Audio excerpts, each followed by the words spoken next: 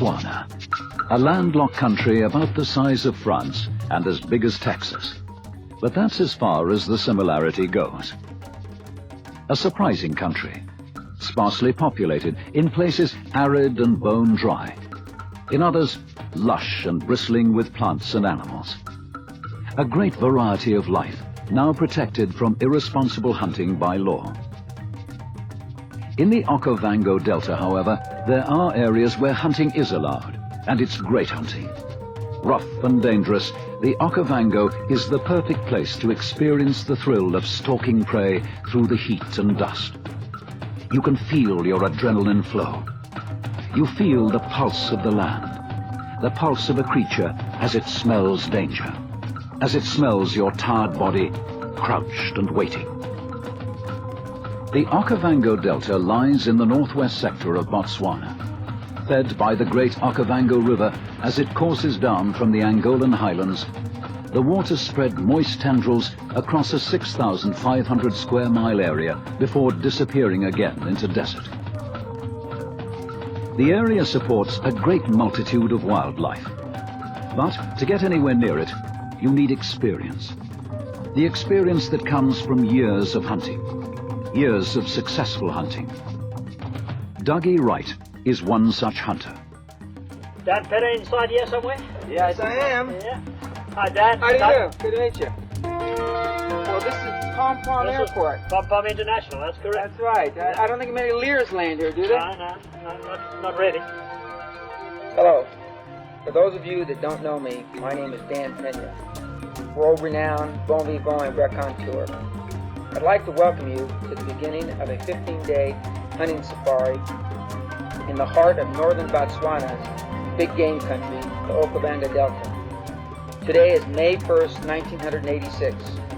We are in our main camp in Pom Pom, 60 miles northwest of Mount Botswana.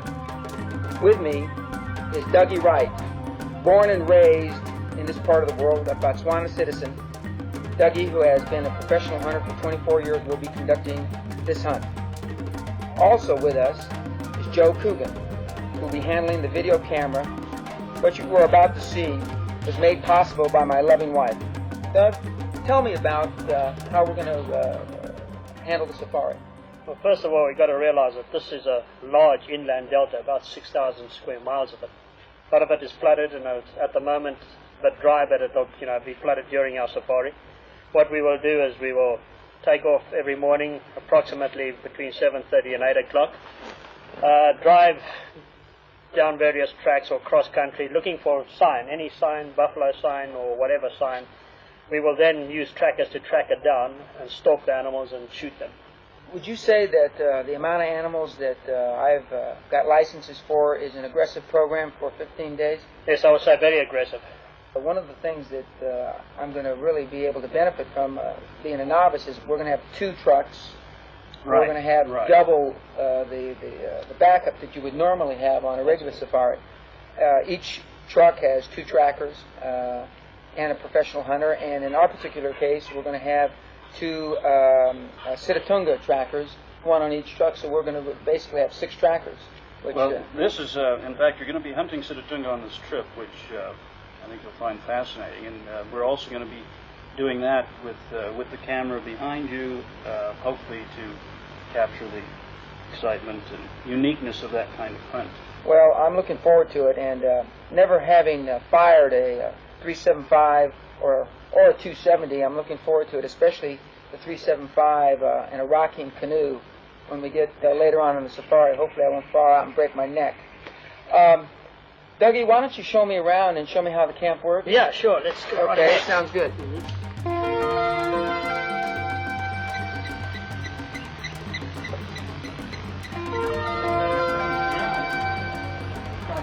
Bunch of staff here looking after that side. What is the number of staff?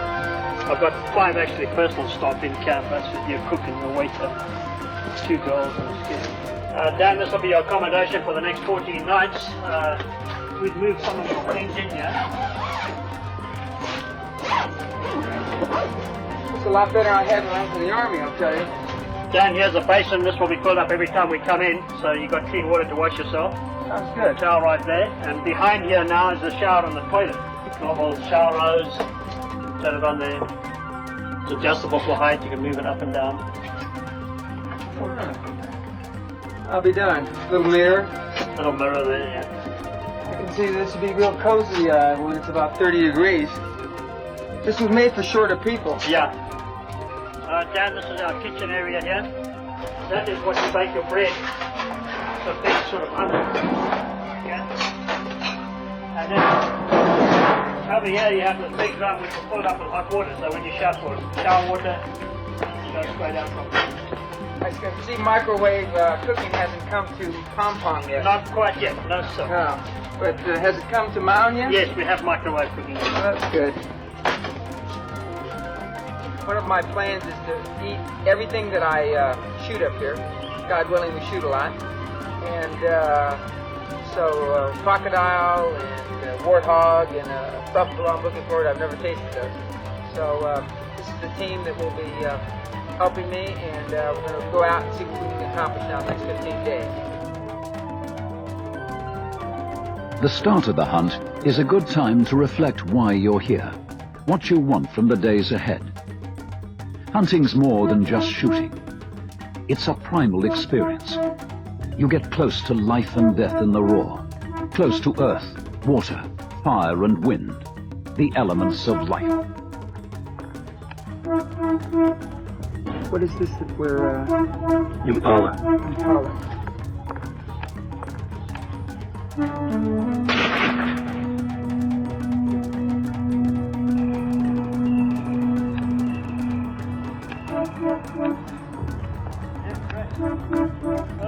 Thank you very much. Yeah, real nice head there. Took all of 20 minutes to accomplish this. Let's hope the rest of the trip is we have the same luck. In the Okavango, there is a profusion of wildlife that's world-renowned. Many hunters have stalked the bush and come away with magnificent trophies. Buffalo, warthog, tassabee, lion and wildebeest, setatunga. Kudu and leopard are rarer finds, but a hunter always hopes, must always be ready for the sudden chance, the sudden chase. We're primarily looking for the hardest game first. And the easy game will take care of itself. Because we keep passing all these things that are supposed to be on my list to shoot, we don't shoot at them. So I assume because they'll be readily available later on in the trip.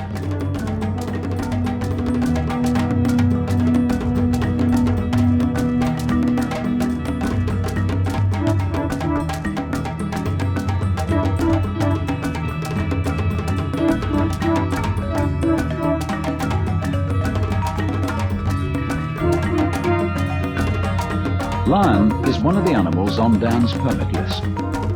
These prints have been left by young lions which are too small to be worth hunting. A young male of a pride.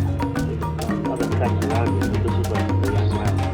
He's not very big at all, maybe a year and a half, 2 years old, and that's about it. Still very pronounced there, that, you know, hand points in, the older they get, it gets smoother. How much bigger would a big Yeah, not like that.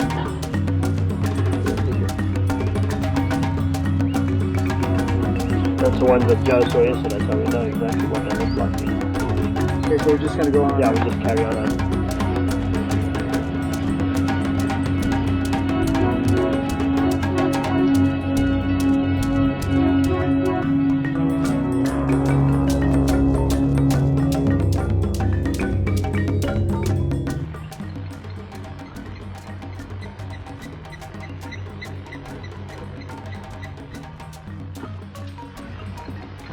The Japanese come on safaris. Yeah, they have. Do they shoot bonsai little, do they want to shoot the little ones? Little bonsai lions? Yeah. But anything looks big to them.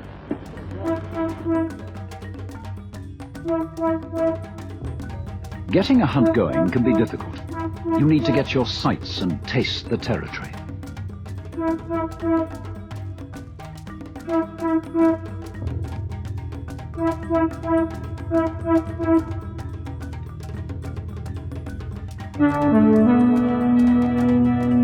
Buffalo are widespread across the continent and are no pushovers, being aggressive by nature.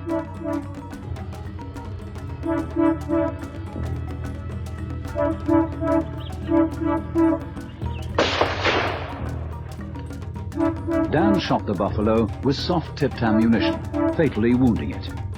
In this state, they can be extremely dangerous. The trail was lost, forcing them to track it in the truck so that it's well after sunset when they eventually find the dead beast. Well, we tracked it for about, 3 miles. We crept up to about 60 yards, right, Doug?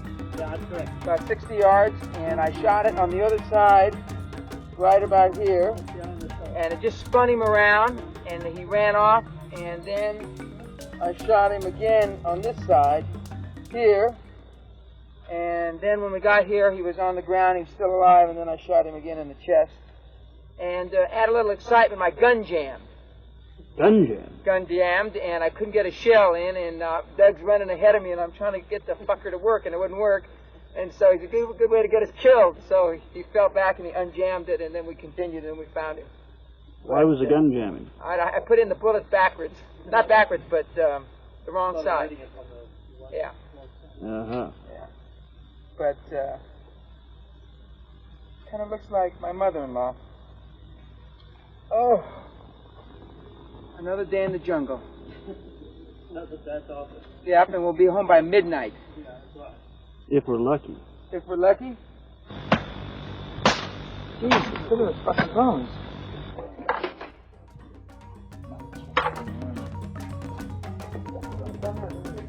Breakfast, and time to plan the day ahead.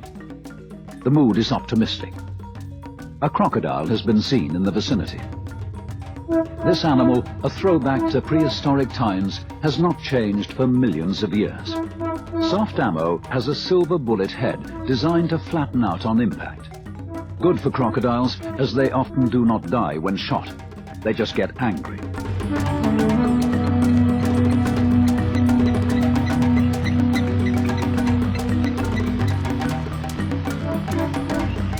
This should be a skull shot? Yeah, it's definitely a brain shot. What we do is just get your gun ready and we'll stalk up about another 100 yards and get into position, hoping that he'll be lying up there. It's ideal weather for it. He should be out the water by now. Got to keep real low now. The crocodile's just on the other side of this bush. Let's go in very quietly and low. Okay, let's go.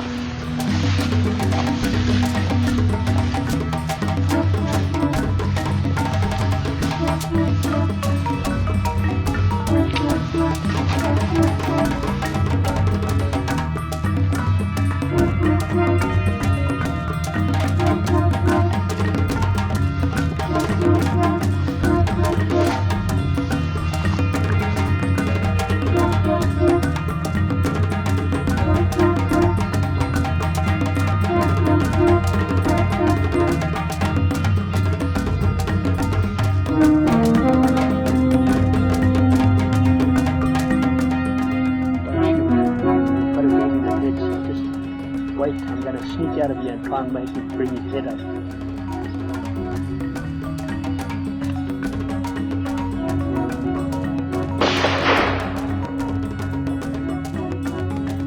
Shooting into the cold water is the most effective method of scaring away the other crocs, so Doug can swim over and tie a rope around the 1,500-pound monster.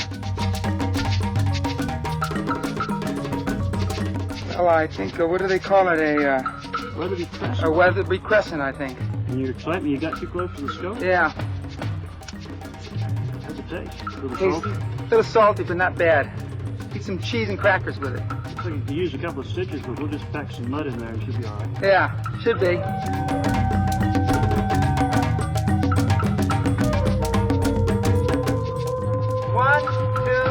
and 3 in the eye. Well done, that's some good shooting there. They make sure the creature is dead before Dan does this trick. He wouldn't be the first to lose his head in this way. And we'll tell the guys that they don't have to pay the girls in camp for pussy anymore. They got this. Yeah, I think it's a female. It feels good.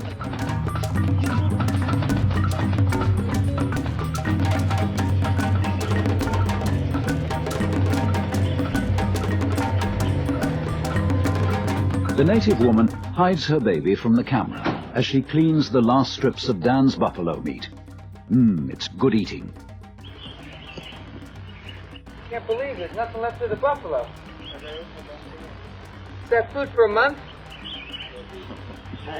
Is that food for a month? That goes back to the wide and the short thing, huh? We're gonna unload this bastard now? Let's get at it. Once you've got the crocodile, the prize is his hide.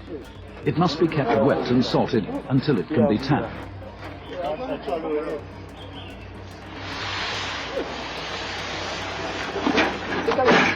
The problem for Dan is what to do with the hide once it's tanned. He can't bring it into the US or Britain. There are rules against importing crocodile skins. At present, the hide is still in Africa. You know, they're very superstitious people, and of course they use the liver, the witch doctors use the liver and the brains, which are very highly poisonous, highly toxic, and they have used them in ritual murders, so therefore crocodile is regarded as taboo. Hunting isn't just about killing, it's about the chase. There are fine threads of danger and fear here that enmesh the country. Trip on one, snap one, and your prey disappears. Wildebeest sense any movement in this fine web and run. They run because there's nothing they can do against a bullet. They run, and you have to chase. The kill is only the final moment of triumph. To kill, you've got to catch, and to catch, you've got to tail the beast. That needs skill, intelligence. You've got to know a continent like your own backyard.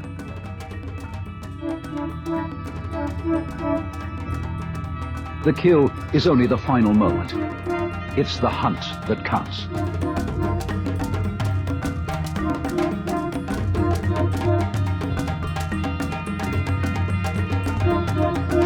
We couldn't get close enough to him. They spotted us from the very beginning.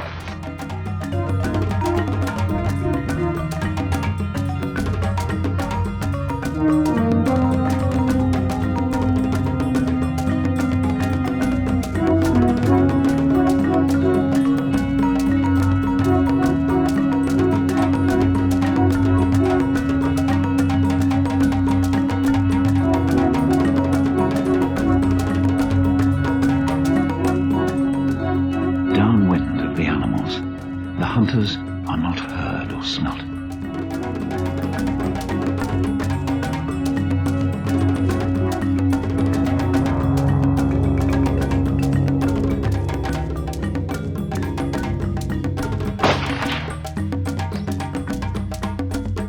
Dan shoots twice, hitting the wildebeest in the lungs.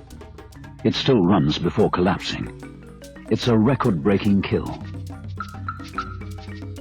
The unwanted parts of the animal are left to the vultures. All part of the food chain, they will strip a dead animal to the bone in 20 minutes.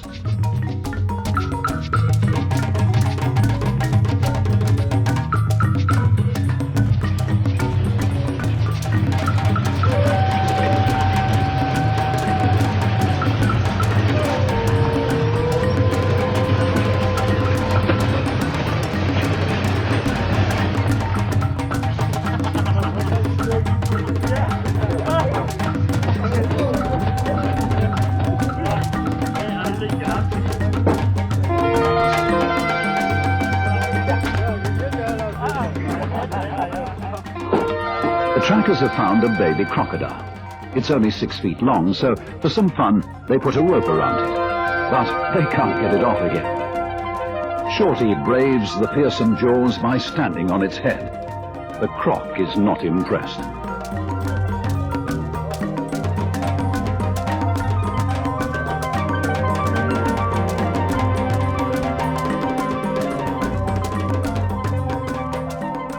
Dan has shot a second buffalo. Badly wounded, it runs off. Blood on a leaf leads them to the beast. It's another record. Weighing 2,200 pounds or a ton, This buffalo measured 42 inches across the horns. I hit it 6 times. 5 in the back end and 1 in the chest. And they tell me this is a pretty good sized buffalo.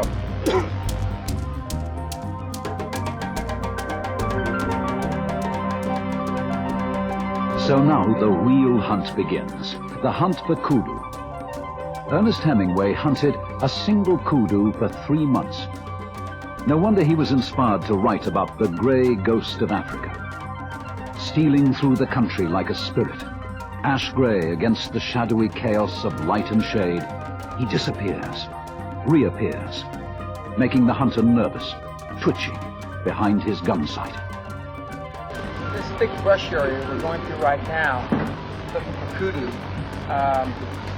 is wrought with trees that have been pushed down by elephants. This tree is about 16 or 18 inches in diameter.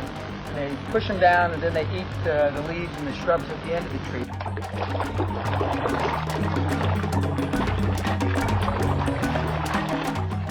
If it doesn't rain again, or water get here, this pond will evaporate and these catfish will die. It's more like mud than water.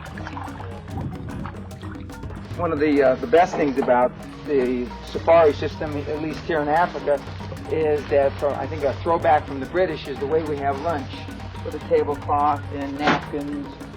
Now the professional hunter that's doing the filming has a real technique for lunch.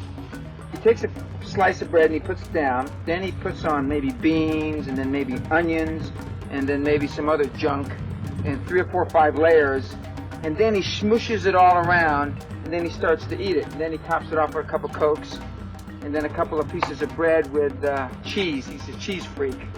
And I think the only complaint he's got is that they need better quality cheese here. Actually, when I decided to come on the safari, I didn't think we'd be eating like this. I didn't know we were going to have showers and the state of the camp was going to be as nice. So I was pleasantly surprised. So far today, in fact, the safari is exactly half over.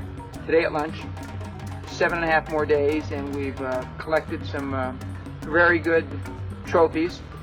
And I'm looking forward to seeing what they look like on walls. And right now we're going to concentrate on lion and kudu for the next couple of days, and then pretty soon we'll be going up to the river country, and hopefully we'll get the rest of the game that we've got scheduled, which is 5 or 6 others. Burned about a week ago. I asked if it had been burned by the government, and Doug said no, it's against the law to burn. And I asked if this was good for the game, and he said what will happen in a few days, it'll grow back and it'll go back green, and so game will come back into this area. And if you'll notice, none of the trees burn, only the grass. So we're going to go out and cut across and still looking for our gray ghost of Africa.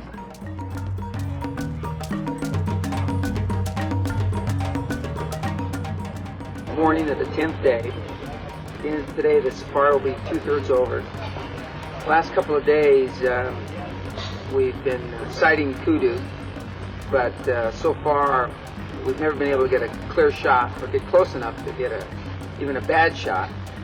And I now appreciate why they call him the Grey Ghost of Africa.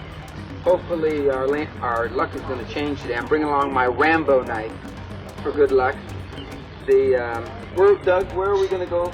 We're going up on the northern islands, and then cut west, come back on the islands through the burn that we were on yesterday, and then back to the south island.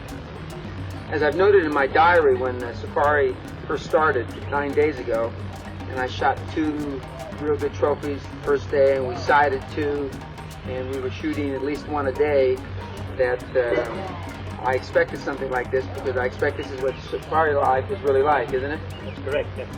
So we sighted a number of lion. We saw some lion yesterday, 2 lionesses and 1 young male. So hopefully if we keep seeing enough lion, we'll see a pretty good sized male, so we'll get a good shot at that. In the meantime, we're going to pick after the kudu.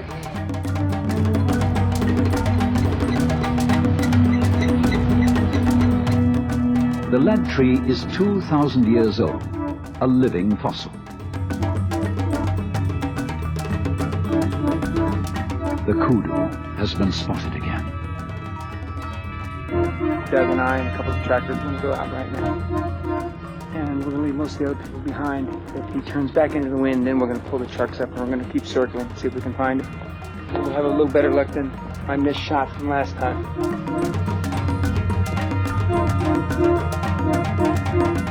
Dan missed. The grey ghost escaped to live another day. But a herd of zebra was sighted. Dan shoots a large male.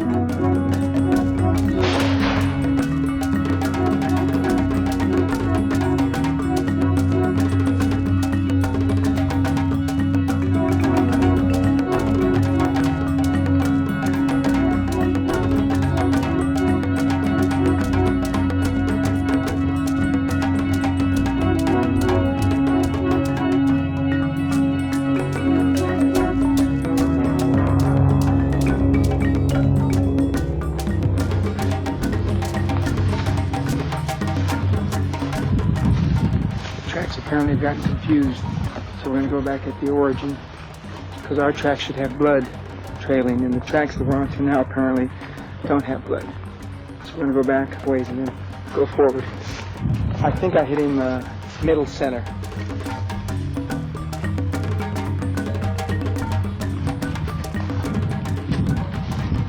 One of the realizations of coming to Africa, it takes a whole lot to kill these fuckers.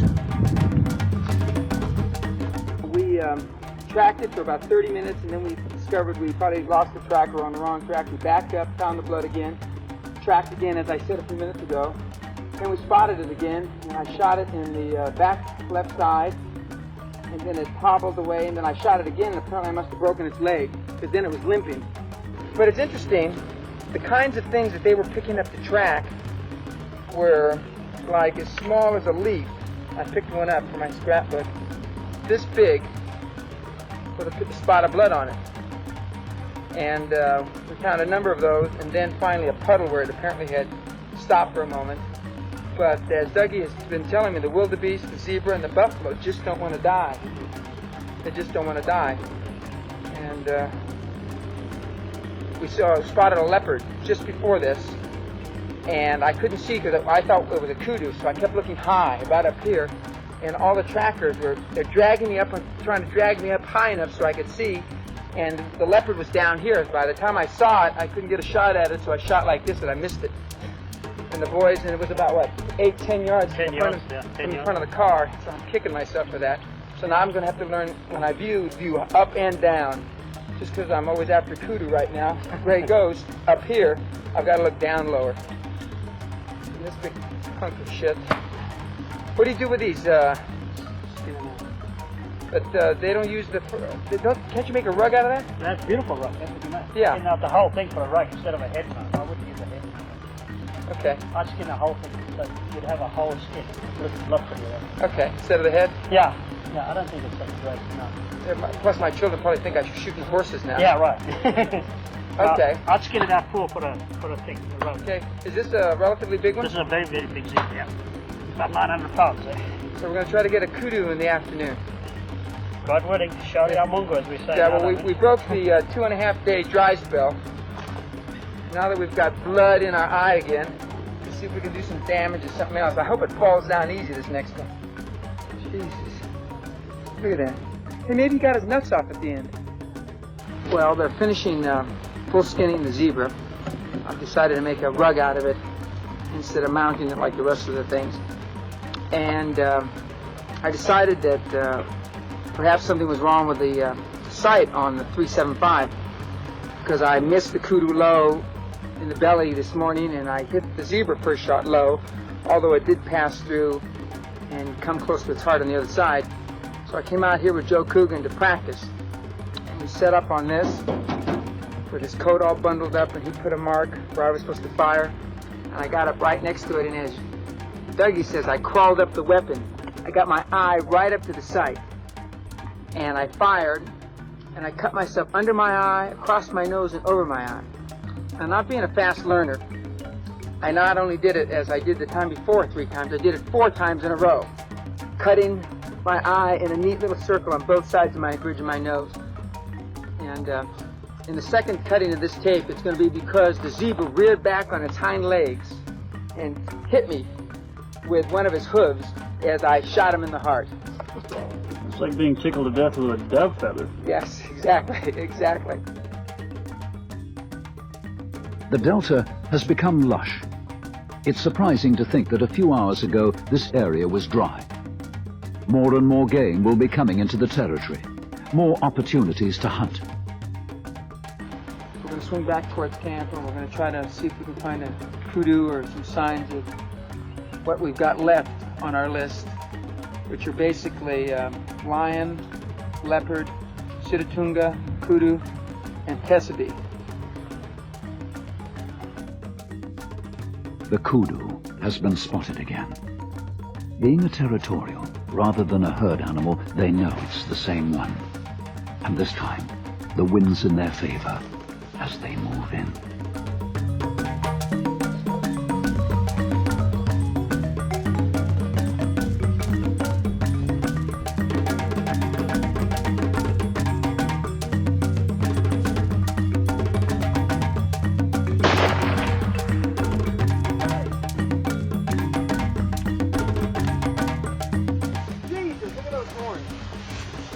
Look at those goddamn horns. So this is the gray ghost of Africa. How much do you think he weighs? About 600 pounds. If we weren't going to shoot this animal, as you can see, we've got enough backup. We were going to wrestle the asshole down to the ground, and I was going to cut his throat with my Rambo knife. We didn't have to do that. These ears remind me of the Prince of Wales, because he's got big ears. Maybe I'll send him a picture. And one of the reasons we had trouble with him is these ears, these big things that look like loaves of bread on the sides of his head. He can hear for miles and miles. And I'm gonna probably ask for the whole skin so we can make something else with the rest of the skin, and we're gonna mount him about to here. Yeah, that's right. Now, one of the comments that was made by Joe Coogan, he said that this was a classic hit right in the heart, behind this leg down a ways. And it's only the second animal I've aimed at there. And the only other one was the buffalo on the run. The second shot I hit the buffalo. And normally I aim here in the middle, because most North American animals, that gives you most margin for error, and they all fall down.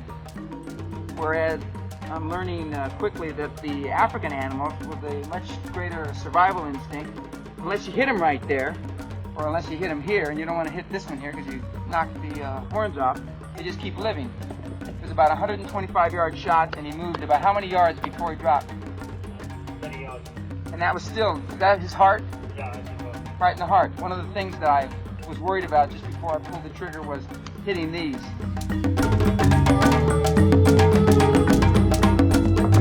Hunting on dry land is fine. You soon get used to that. But to get sitatunga, you've got to go into the half-world of the marshes. You have to sit in canoes where you've nowhere to rest your rifle. This terrain is pretty hard, but the sitatunga's worth it. The animal has long hooves so that it can move with ease and speed through the terrain. It spends most of its time hiding away in the vegetation. At the best of times, it's hard to find. They're about 45 miles out from camp, and there's great rivalry between the trackers on each canoe to be the first to spot a male.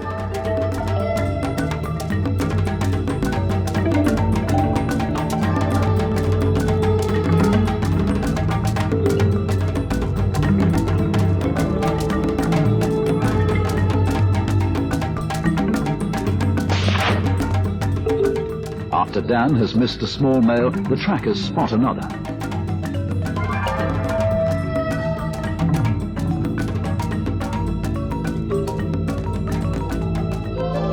Dan shoots, missing several times due to the unstable canoe. But the next 3 shots hit home and the prize is his.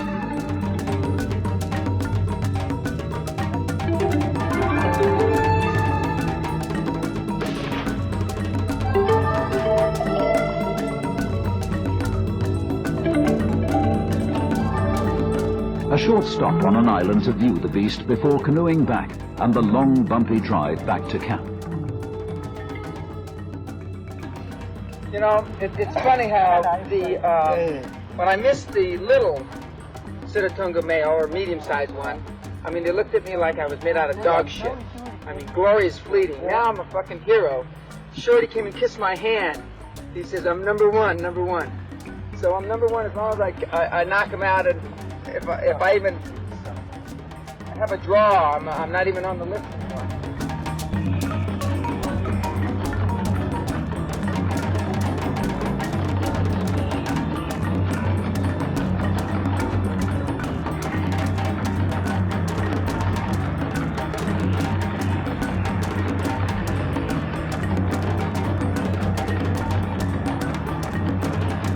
The safari is all but over. The last day, and still no large lion or leopard. So the group stays near to camp. It's heart of palm for lunch, courtesy of Shorty. Well, Dan got most of the animals on his list, achieving 3 new records in hunting. Panning from left to my right. Little reed buck. Nobody wants to hold the reed buck. Another buffalo. Let's see, kudu, wildebeest, warthog. Nobody wants to hold a warthog either. Let's see, Sitatunga, impala. No, lechwe's and impala. And all of those animals weigh a lot more than they look now. Look like they've been on a Pritikin diet. And normally these guys talk shit, but right now they're being very quiet. Tell them to say goodbye to Ali. And now it's time to leave. Until next time. The safari's over, but the instinct remains. There's something basic about hunting. Something that comes from your bones. Something that is a part of you. When you're out there in the thick of this primal web of life and death, you feel alive. You feel the pulse of a powerful world. You feel you're part of the animal kingdom.